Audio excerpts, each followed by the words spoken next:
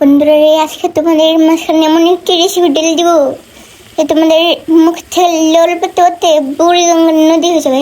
নানা খারাপ শোনা হলো। আর প্রথমে দেখলে কত কীভাবে মরিচ টুল্লা মুল্লা ভাত খেয়ে নিচ্ছে খালি জলের মতন দেখালো ওটি দিয়ে।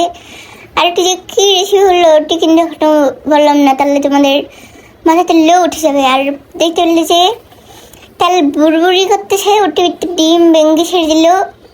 নানা প্রথম থেকে বললি, প্রথমে হলে পেঁয়াজ কুচি কুচি করে নিবা, বেজে নিবা তেলতে, আর একটু হলুদ তেল দিবা, কাঁচা মরিচ কেটে দিবা, নাম কিন্তু মাঝখানে প্যাট কেটে দিবা। আর তুইতে হলুদের গুঁড়ি, মরিচের গুঁড়ি, তারপর হলো জিরের গুঁড়ি, এগুলি দিবা।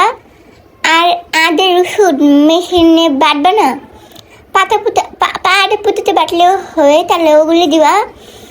আর ভালো মতন তেলে যখন নাচানাচি করবে, বুড়বুড়ি ছাড়বে, তখন দুটি ডিম ভেঙে দিবা জলের মধ্যে ছেড়েছিল অমন করে। আনাম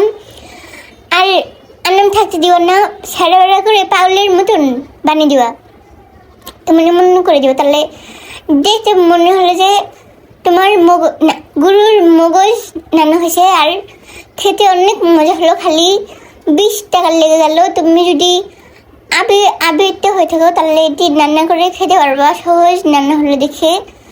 আর যদি তোমার বিবি থাকে, আবার পকেটে টাকা থাকে, তাহলে তোমার মগজি খাও না, গরুর মগজি খাও, তাহলে তো কেউ মানা করলো না। আর তোমাদের একটি জ্ঞানের কথা বলি, তোমাদেরকে যে খালি ভিডিওতে বললে মানুষে যে এই রেসিপি বানালে 1 হাঁড়ি ভাত খেতে পারবেন, তোমাকে কিন্তু ওই মহিলাতে ওই মাঝারিতে চাল দিবেন না। চাল কিন্তু তোমার 1.5 মাস শেষ হলো, তাহলে চাল তো তোমাকে কিনতে হলো। তাহলে যেই বন্ধু বলবে যে 1 হাঁড়ি ভাত বেশি খেতে পারবেন, তারপর হলো অনেকে ভাত খেতে পারবেন, ভাত বেশি বসিয়ে দেবেন, তাহলে ওই ভিডিও দেখবে কেন না?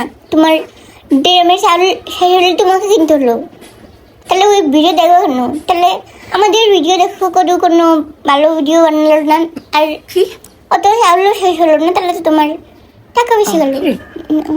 কি বলো? খারাপ কি বলেছি? কিছু বলো নাই? বুঝতে পারলাম না। কিছু বলো নাই তুমি? আমি তো সত্য কথা বললাম না। বুঝবো তোমার মাথা সরো।